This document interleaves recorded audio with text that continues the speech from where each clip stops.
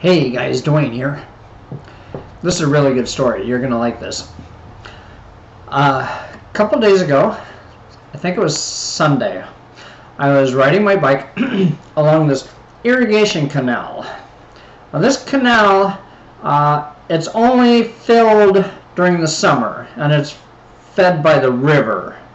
I'm not sure how they do it. But anyway, it's like 20 feet across, 6 feet deep, and in some places there's a high embankment, like another 4, 5, 6 feet of dirt.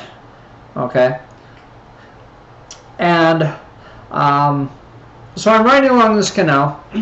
I see a woman stopped on the road looking in the water, and so I stopped and looked, and there was a dog in the water, and he had found a purchase where he could sit, and so he wasn't like being carried down, because this water moves pretty fast.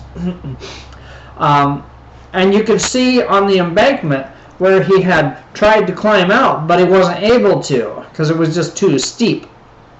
Okay, and the poor dog looked like he had been, it was actually a female dog, she had been in there for a long time, and she quit trying to get out. And the woman's husband had gone around, because you have to go back a ways to go over a bridge to get on the other side. That's where the dog was, on the other side of the canal. Okay, so he had ridden his bike across the bridge and along the other side till he got to the dog. Okay, now this man this man was a hero. He was getting that dog no matter what. Okay, so he climbs down the embankment. He lets the dog sniff his hand, so the dog isn't startled, so the dog will trust him, and so he can ascertain if the dog is going to try and bite him. Okay, very smart. The dog is like, okay. The man picks up the dog. He was like about 25 pounds, a medium-sized dog. Okay, now the man has the dog in his arms, and he can't get up. He can't use his hands to climb up. It was just too steep and too high. Okay, so the woman says, do you want me to come around and help? And I said, I will go around and help.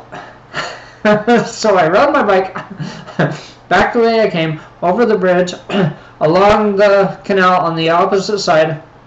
I got to where the man and the dog were. I climbed about halfway down the embankment. He handed me the dog. I took the dog and got back up and put the dog on the ground, and the dog just collapsed. I mean, this water was like 60-some degrees, and I don't know how long the dog had been in the water, and yeah, so it was just exhausted. And it was really hot out. It was in the 90s, and so the ground was really warm. So the dog was just warming himself on the ground. Okay. Then the man was still having trouble getting out, so I gave him my hand, helped him get out. The dog had a name and phone number on its collar. And the man relayed the phone number to his wife. His wife called the number, got a hold of the dog's owner, and told her, where we are, we found your dog, and the owner said, I'll be there in a handful of minutes. Who talks like that? Never in my life have I heard that. Is that 5 minutes? I don't know. Anyway, I waited for about 5 minutes. The owner didn't show up. I really wanted to see the reunion with the dog and the owner, but I realized this might be a while, and there's really nothing else I can do. The man was staying with the dog. The woman had started making her way back over to the side where the man was, and there was really nothing else for me to do. So I said, I'm going to go. The man said, thank you for helping us. I said, thank you for saving this dog. You did a good thing. And we shook hands, and I was gone. Okay?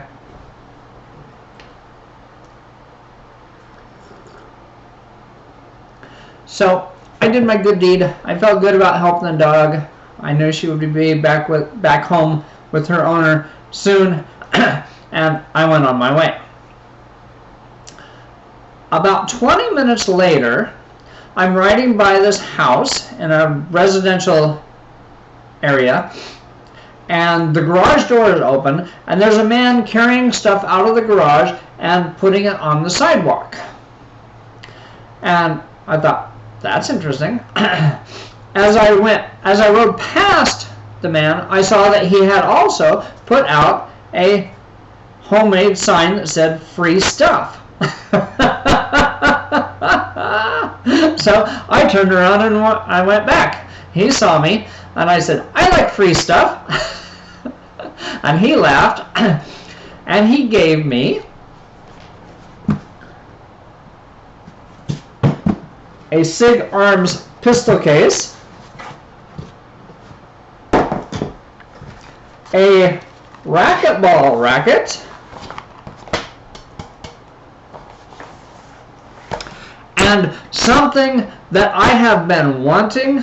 Well, I wanted it a long time ago. I'm not really into that so much anymore. Anyway, I wanted it. I didn't buy it because it was over $100, and it's just a toy. I didn't really need it. But he gave me an airsoft machine gun. A full auto airsoft machine gun, battery powered, rechargeable, with the charger. It works. It works. I've been shooting it in my backyard. It wastes a lot of BBs, but it is a lot of fun. Okay. He also gave me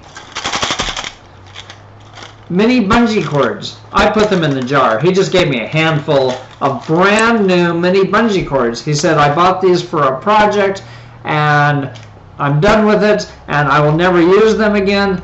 So here you go. He gave me all these mini bungee cords. I told him the last time I went to Harbor Freight, I wanted to buy some mini bungee cords. They were completely out. The shelf was empty. And he said, well, it's your lucky day. It sure is.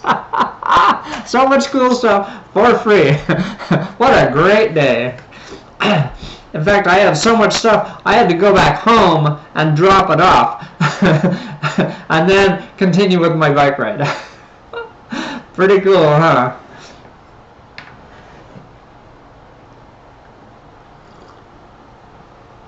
That's all I have for you today.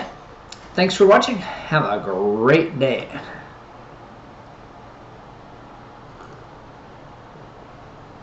Peace out.